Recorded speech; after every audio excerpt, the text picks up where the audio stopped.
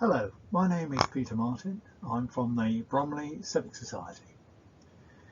We're going to take a look at one particular spot in Bromley North and try to imagine what it was like in 1860. Why 1860?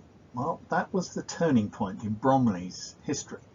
Before 1860, Bromley was just a minor market town, little more than a coaching stop on the journey out of London.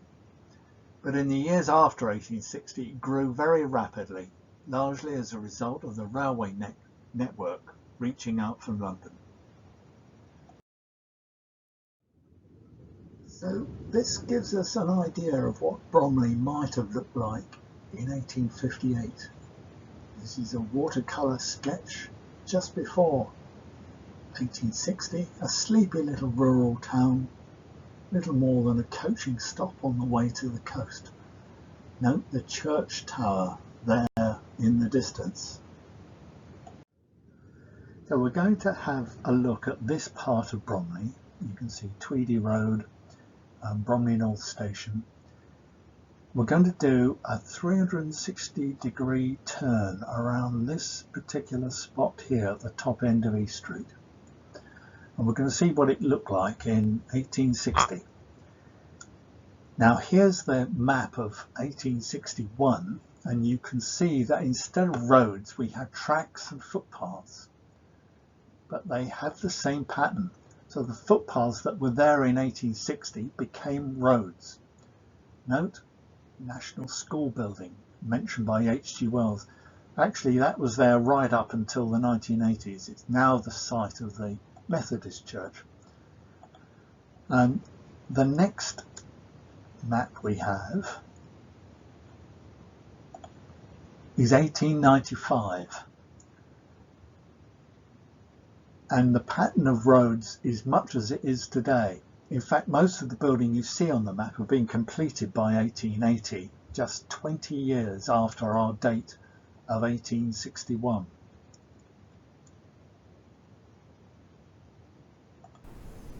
So here we go, we're standing on the corner of the top end of East Street, and as Tweedy Road, we've just seen that this was little more than a footpath in 1861. In fact, it was Love Lane that led right down to Bromley South following the line of Kentish Way. Now we'll see what we think it was look like in 1860, and there's Tweedy Road, just a mere track, perhaps with an occasional horse and cart. Sherman Road was just a path. The railway wasn't there at all in 1860. That came in 1878, some 18 years later. Trees and market gardens would have been here, no buildings in sight. So carrying on round, familiar landmarks, Bromley North Station and North Point. Let's move out into Tweedy Road, very wide road of course, carrying the traffic of the A21, and coming round and looking at North Street, leading down to College Green with the Bromley and Shepherd's College behind the trees there, and the Railway Tavern there on the corner. So this is what it might have looked like in 1860. North Street was just a path leading on down off towards Bromley College and Shepherd's College.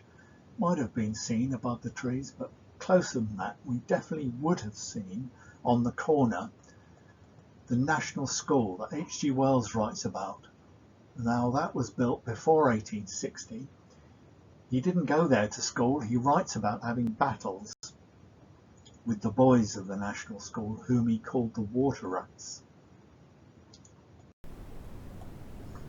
Okay, so we carry on round. Railway Hotel there, built in 1879 as the finishing point, the crowning glory of East Street.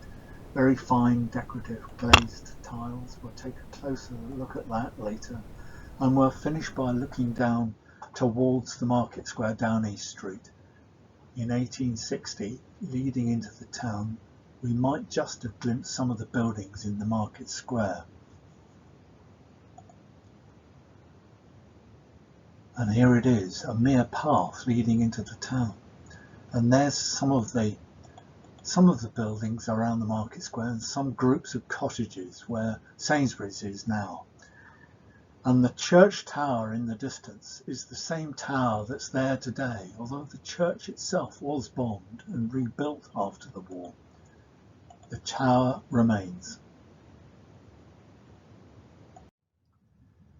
Let's take a closer look at East Street further down. The point we're making here is that this whole segment of Bromley was built up in just about 20 years. Most of what you see here was built by 1880. Note the chapel there on the left and the row of shops further down and the side of the drill hall on the right. This photo was taken in about the 1880s. East Street was still unmade up. It was more suitable for horses like that. You can see the chapel there on the left with the row of shops, not shops, but houses further down. Obviously they were originally built as houses. And the side of the drill hall on the right, 1872 was built. Also the tower of the old town hall that went up in 1863, just 3 years after our date, and was right at the beginning of the big push for growth in the late Victorian period. So let's take a closer look at the Railway Taverns, built in 1878 as the Railway Hotel, at just about the same time that the railway station opposite was built. And arts and crafts style, floral decorations, shells, lots of shells, which was the symbol of the bishops of Rochester that own most of the land in and around Bromley, also a symbol of pilgrimage.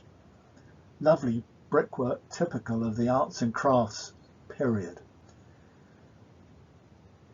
A lovely building. A labyrinth of rooms and corridors inside, reflecting the social strata of the time. And now we have, this is the rather grand station building that was built in 1925, but the railway itself was there much earlier, 1878. Then the station was just a shed, so this was a very prestigious upgrade, built in the neo-Georgian style, cool, sophisticated, minimal decoration compared with the arts and crafts style of the Railway Hotel. Very distinctive arch over the door and a turret, a very typical turret in Bromley, copying the turrets that have been put on the town halls that have been built 20 years earlier. A reminder that it was the railway that brought all this growth. Bromley South had been opened in 1858, whereby Bromley had grown in a matter of 30 years or so, from being a little market town in 1860 to being effectively part of London by the end of the 19th century. So, thank you for watching. If you want to find out more about Bromley history, conservation and development, then visit our website shown here. You might want to consider joining us or making a donation, perhaps towards the work of conservation in Bromley. Look out for more heritage tours around Bromley in the future, and we hope to see you again soon. Thank you.